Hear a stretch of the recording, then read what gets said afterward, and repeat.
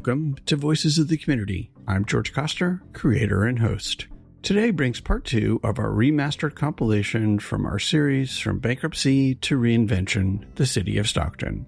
This documentary began in 2016 during visits with my mother, Josephine Coster-Wiley, a South Stockton native whose Italian immigrant parents operated a motel on Old Charter Way, now Martin Luther King Boulevard. When she passed during production, her story of resilience, reinvention, and perseverance embodied the voices of this series. In part 2, you'll discover how neighbors, grassroots organizers, and visionary leaders collaborated with then Mayor Michael Tubbs to create innovative organizations and strategies to address the decades of systemic inequality, violence, and disinvestment, together building foundations for a healthier, more inclusive city. Associate producer Eric Estrada guides us through these powerful voices of Stocktonians working to make a better city for all. Our first voice is Barbara Albertson, Senior Deputy Director for Policy and Planning at the San Joaquin County Public Health Services. And so you're on the steering committee. What would you say from your findings and from the information gathered, the residents' participation, what is Reinvent South Stockton doing to try to execute some of the findings and some of the strategies that organizations come up with? Reinvent is different from anything I've ever been a part of, and I've been in this world doing this kind of work for decades.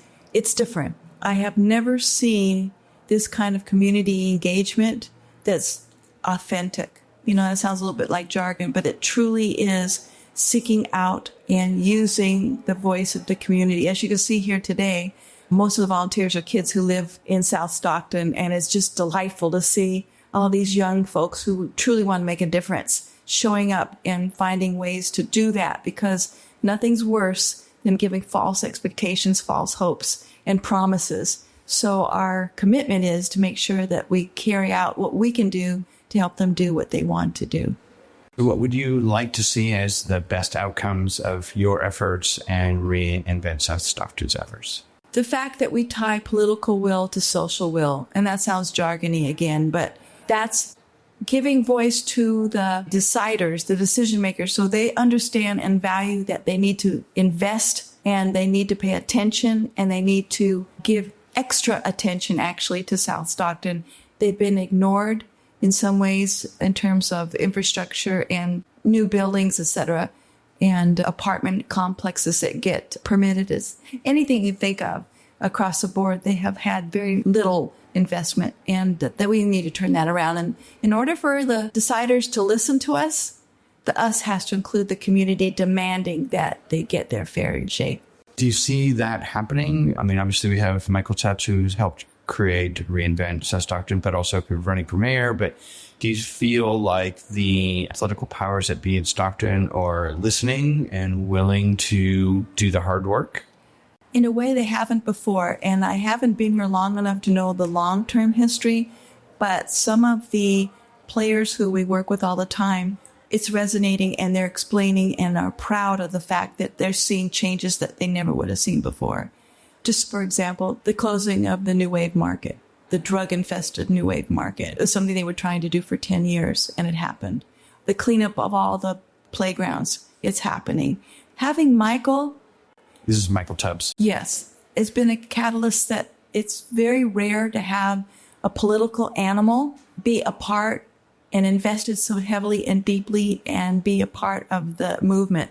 Usually you're knocking on the door trying to get the ear of the establishment, and now not only do we have it, but he has a way of asking for things that we could never ask for and for pushing the agenda in a way that we never could. And he does it in such a kind, supportive way that he's making friends where we might make enemies. Up next is Michael Tubbs, former mayor of the city of Stockton. One of the things I know you've worked on since you become a city council person and now mayor, and part of your swearing in was the whole idea of economic development in downtown, which has been struggling for decades. How is that going with regards to the partnership with the Centro and the downtown merchants?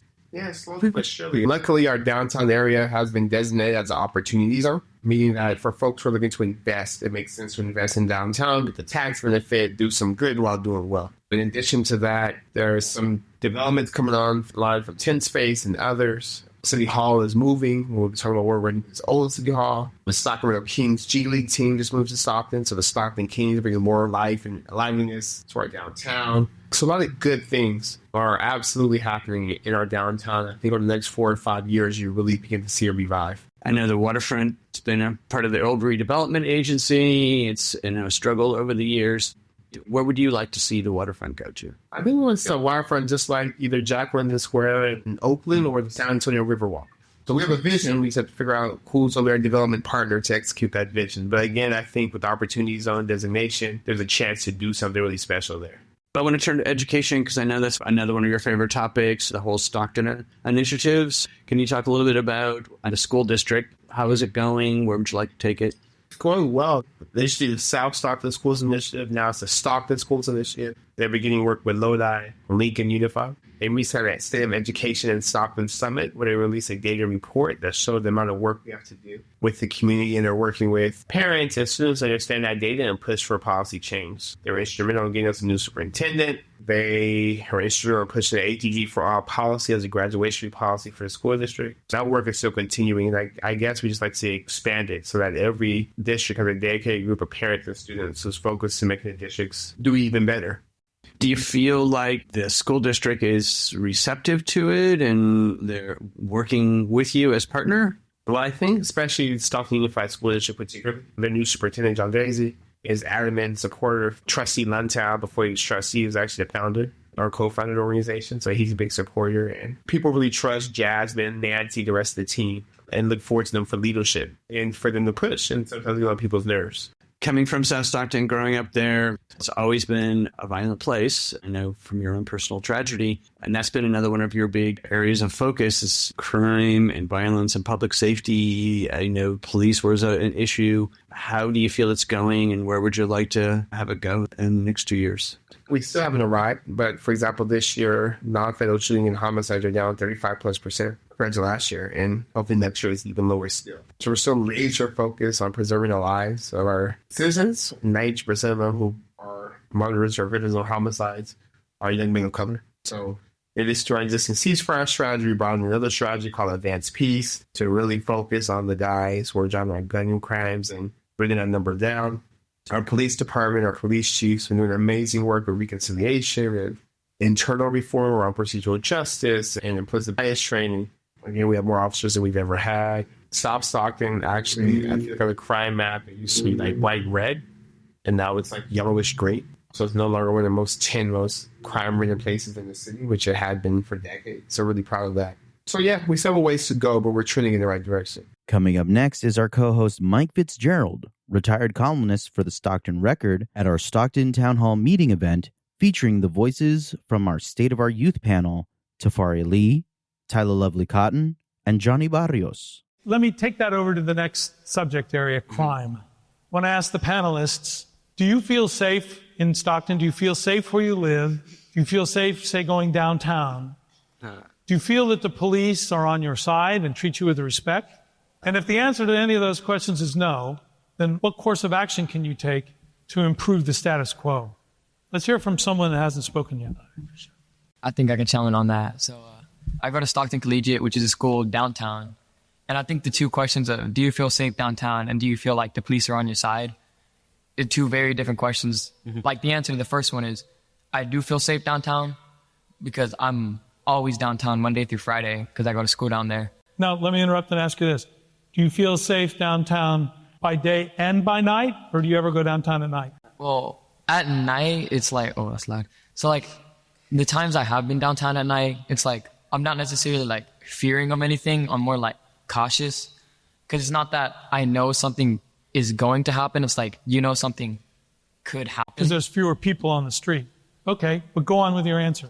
And then, so, like, do I feel safe downtown? Yes, because, like, especially when you're just walking around downtown, like, most of what you see is just regular people going about their day. And then you'll see, like, homeless people on the streets and stuff. And, like, I think that's what people make them feel, like, unsafe downtown. But, like, really, there's, like, if you're ever downtown a lot, you'll learn that the homeless people, like, they don't have, like, they're not going to do you any harm. And that, like, that's what a lot of people get wrong. Like, they think that, like, oh, this dude is out here sleeping on the street. He must be like trying to rob me. He must be trying to do stuff. But really, like in reality, most of the time they're just trying to like survive. And then to the other question of, do I feel like the police are on my side? The answer to that a lot of the time is not really. Because there'll be times like, so for my school, we get off-campus lunch as sophomores. So like there's times where like I'll just be outside like playing music with my friends, eating lunch. And then like cops, there was one time there was like cops on a bicycle. And they just like pulled up and they sat on the corner and they just waited until and like when we like try to go back to our class, they like crossed the street and they followed us like from the other side of the street as if they were like watching us, even though like we weren't doing anything suspicious. It was just a bunch of kids hanging out. So, Did you talk with them?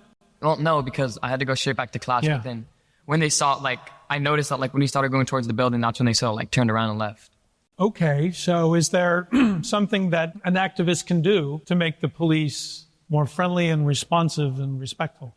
I don't think you can't change somebody and how they feel and what they do. It's all over the news that police do things for no reason and nothing's changed yet, so. Are you aware of any changes undergoing at the Stockton Police Department these days? No. Yeah, well, they've got a reconciliation program. They're part of a national experiment of 4 cities that are trying to go out and listen to their communities and incorporate the suggestions that they hear and change their practices. They're also changing the officer-involved shooting protocols to oversimplify it, to shoot less often. However, there's stuff that's going on in the offices in the police department and stuff that's going on the streets. And they're often, the new philosophy in the top hasn't reached the street level officers yet. So I think personally, you would be surprised at what they're trying to do, but I'm listening to you about how well they're doing it on the street. That's not for me to say, that's for you to say. Mm-hmm. Okay? So, what about the homelessness, the homeless people that you say you see on the street and that can make you feel uncomfortable? What do we do about that? It's a lot you could do with the homeless people. You could help them get into shelters. There's a lot of abandoned buildings you could bring back to life and make them into shelters. You could start a program for the homeless and help them get their lives together. But instead, you judge them. I see a lot of police pick a few homeless people up. Instead, you could just help them with getting those buildings together. Anybody else? Well, I don't know.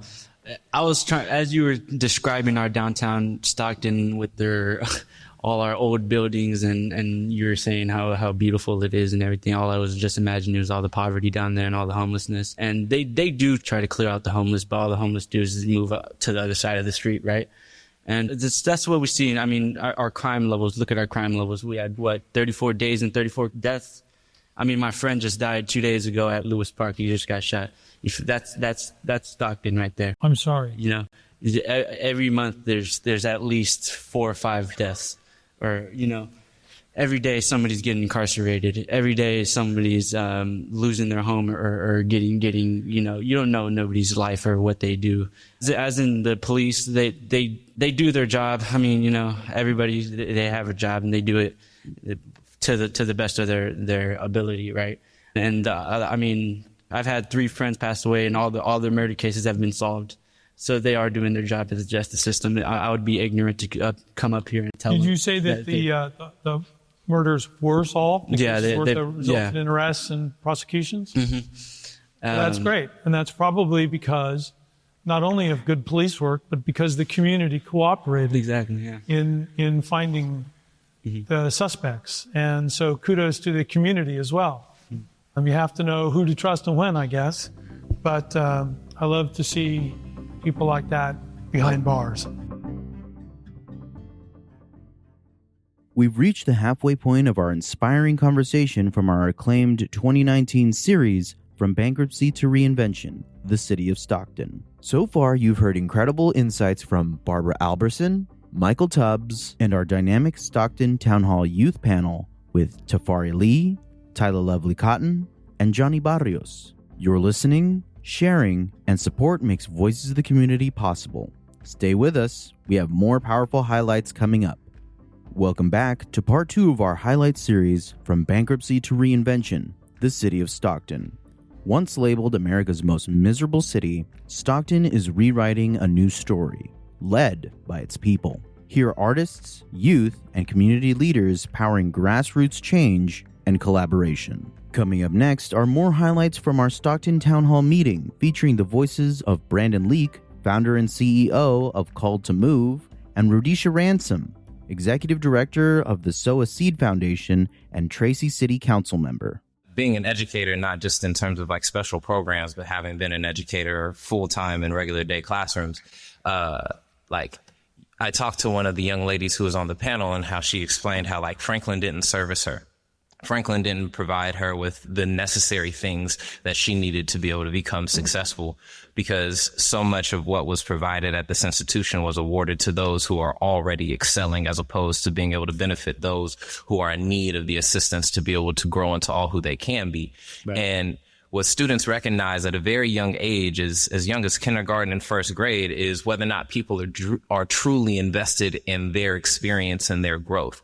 And you get teachers in high school who complain about students who are not wanting to put in effort, but aren't looking at the root cause of the fact that these students have had teachers from grade school who have not invested, who have not taken the time. They have had administration who has been extremely absent outside of disciplinary action, and who have like our first interaction with discipline turns out to be from these principals, which inevitably turns out to not enjoy policing, because policing is the same thing as what we get with principals. Anyway, but as we look at what these schools do, they don't end up providing safe spaces for these students to learn. And they oftentimes tell us to leave our issues at the door, when nobody ever leaves issues at the door. Right. If I am not eating, that means that I am not focused in class because my stomach is not full. Right. If I don't have functional water to be able to shower, I am now thinking about whether or not I smell in my classroom, and am being made fun for it in my recess time,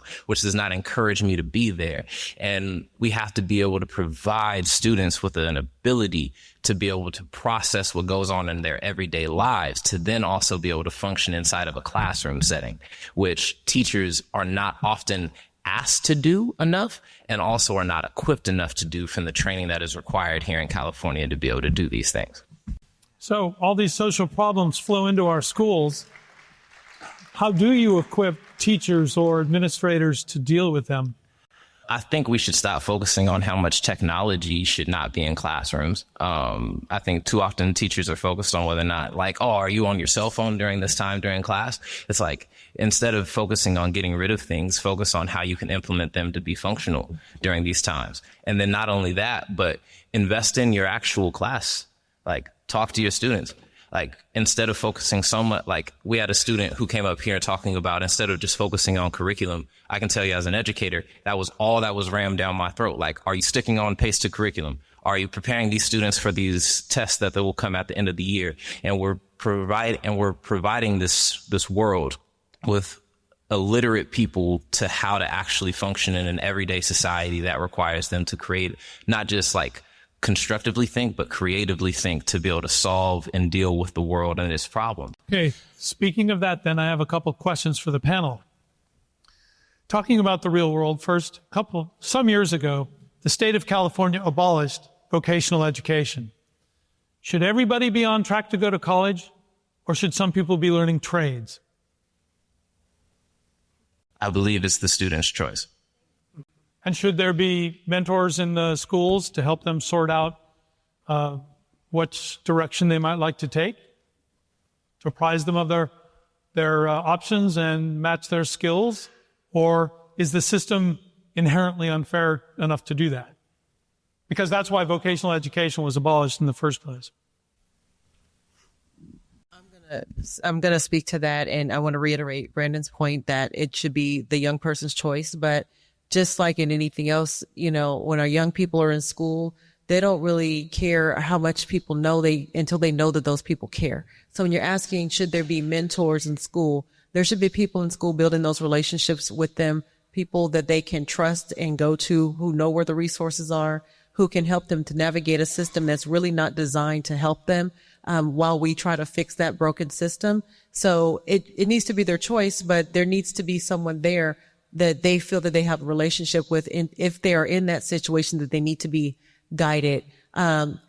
We should not, feel like we need to create a caste system and decide you can go to college and you cannot. But we should at the same time make sure that those young people have someone that they feel like they can trust, who can make sure that they have all those options available to them. Yeah, we want to be sensitive to what you said about the caste system. On the other hand, I know a lot of people my age who are retiring as electricians and other forms of contractors, and they can't sell their business. Up next are the voices of Tama Brisbane, founder and director of With Our Words Incorporated, and Nicholas Haddon, founder and executive director of the San Joaquin County Pride Center. Educators on the panel, are the inner city school music programs, are they funded, or have they defunded the music programs? They're woefully funded at best. I would like to pose a question to the young people in the audience. By show of hands, how many of you know somebody that's in the studio working on a project? Number of hands went up. How many of you know an aspiring rapper or an MC? Again, even more hands. To be a rapper or an MC means you have to have a facility with language. I always tell the rappers that come into our program, Mama T, I don't know if I can be a poet. Well, basically, if you take the beats away from a rapper, you got a lyricist. And a lyricist is simply a synonym for a poet. And everybody has equal access to this microphone. This is an art and a trade in and of itself. And all of this is woefully unacknowledged and unrecognized and not lifted up enough and not funded enough and not appreciated enough in our schools and in our community. For every dollar spent, $4 comes back in revenue. That's something that can be addressed to the school board, right? I mean, shouldn't we not be going to the school board and telling them, look, we want some of the budget to be directed to inner city music programs? We not only want to address it at the school board level, but we also have to put the onus back into the community. Are we providing platforms for when these kids do these things, when they create these magnificent arts projects? Where are we showcasing them? Mm-hmm. Are we putting them in their own little academic gulags and only segregating them to a Franklin or to a Chavez or to an SCI? But are we actually putting them into the community and lifting them up so that we can see the fruits of this kind of labor and the return on that potential investment? So perhaps the city could have some kind of festival celebrating the musical arts, the youth musical arts. Or the city and the county can kick down some tax revenue to go towards funding arts. Thought that's what we did with Measure M. Lastly, we feature the voice of Anthony Rodriguez, English and math educator at Marshall Elementary. Another question from the audience. How do you break the school to prison pipeline? Ooh. You got to tell them. You got to inform your kids. Your kids need to know the truth. You can't beat around the bush no more. You know, my thing with my students is I sit them down and I let them know the truth right when they walk through my classroom. I don't bull crap with them. I like that. The first lesson they hear when they walk through my door is the rose that grew from concrete, and they understand what it means, why he wrote it, why Tupac, I'm gonna say his name, why Tupac wrote it the way he did, what's embedded within all those words, and I help my students realize that he was talking about them. But we get deeper into that, and I actually use a article of yours, Mr. Fitzgerald, the nihilism article that you wrote with when Mr. Tubbs was when what was her name? Anna DeVry, is that how you say it? Devier Smith. Thank you so much. We use her article and we break it down and we talk about, you know, that nihilistic mindset and what it means to grow up in a community that has that mindset and how that affects them. What it means to live in that, and seeing my kids come to reality with that is scary. It's a scary thing because you have to bring them back because it really beats them down. It's a beat down. You have to be honest with them though that this is real. This is what it is. This is why y'all are dying. This is why you feel that way when you go home. This is why you feel this way when you show up to my classroom, when you show up to the school, when you walk down the halls, when you sit down in that class, when you do this, when somebody's yelling at you, kicking you out of class, sending you to the office multiple times, while you see that little second grader walking around the school all day long. Look it in the face now. Understand it. Now let's come to reality, because you are somebody in this community. You have an identity. You have somebody that you are destined to be. Let's bring it back. Let's connect you with many different people in the community that want the same things for you, that look like you, that want you to grow into something more than what your community is teaching you. And that it's like I said, it's a scary thing to see, and it's a scary thing to be around. But at the end of it all, at the end of this past week that I had in my classroom, I'm able to open up their eyes to the world and open up their eyes to the many different people that I can connect you with, and that this resource is always going to be here for you. You have a hub, a place you can come to get any help that you need. I was yelling at one of my students when I first got here because his grades are not where they need to be. But and I let him know that, dude, you got to let me know this now. You got to come over. Marshall is your hub. Understand that. If you ain't going to get it at Edison, come over to Marshall. My door is always open. They don't have those resources everywhere. That's not available to them everywhere. Our teachers aren't informing our kids of the truth. And it's really scary that's happening, but I'd much rather have my kid be knocked down, me build them back up, send them off to Edison, send them off to Franklin, and know that those values and those things that I have taught them are instilled into their mind. And that they know that these things are available. They know that it's their choice. I can't hold your hand. Jasmine can't hold your hand. We can't hold your hand as you walk through high school and make these choices, but I can inform you of these choices. I can inform you of what's going on. You have to look it into the eyes, and you have to make the choice of what you're going to do. That brings us to the end of part 2 of our highlights compilation from the Bankruptcy to Reinvention, the City of Stockton series. Our deepest appreciation goes to today's inspiring guests: Barbara Albertson, Michael Tubbs, Tafari Lee, Tyler Lovely Cotton, Johnny Barrios, Brandon Leake, Rhodesha Ransom, Tama Brisbane, Nicholas Haddon, and Anthony Rodriguez, whose stories illuminate Stockton's remarkable transformation journey. Want to explore this story further? Head to voicesofthecommunity.com and navigate to our complete Stockton's Rise from Bankruptcy series. There you'll find extended profiles of our guests, detailed information about their organizations, and concrete ways you can support their community building efforts. While you're there, browse our archive, sign up for our newsletter for updates on new episodes and events, and, if you can, click donate. Every share and every subscription extends these voices across our region and beyond. Your support helps us produce stories like this and helped us earn the 2025 Alliance for Community Media Foundation Hometown Media Award for Best Informational Talk Show. Coming up in October and November, join us for our special 2-part, 1-hour highlight shows from our comprehensive 105-episode COVID-19 pandemic series. These compilations showcase amazing stories from local nonprofits, small businesses, and local government workers who navigated extraordinary challenges together with our community. Don't miss these powerful testimonies of resilience, service, and community spirit. Tune in for inspiration.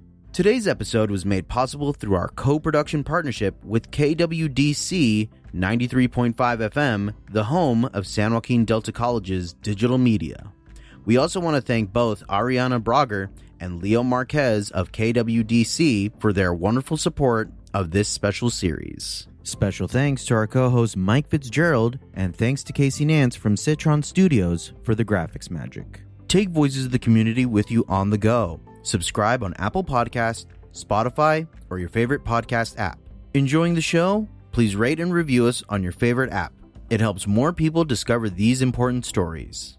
Go to youtube.com/@GeoCoster to watch or listen to all of our past and future episodes. And you can always go to voicesofthecommunity.com to listen and watch our 5 series and from our archives. Have feedback or ideas for shows? We'd love to hear from you. Email George at georgecoster.com. I'm Eric Estrada from San Francisco. On behalf of our team, thank you for joining us. Until next time, remember, your voice matters.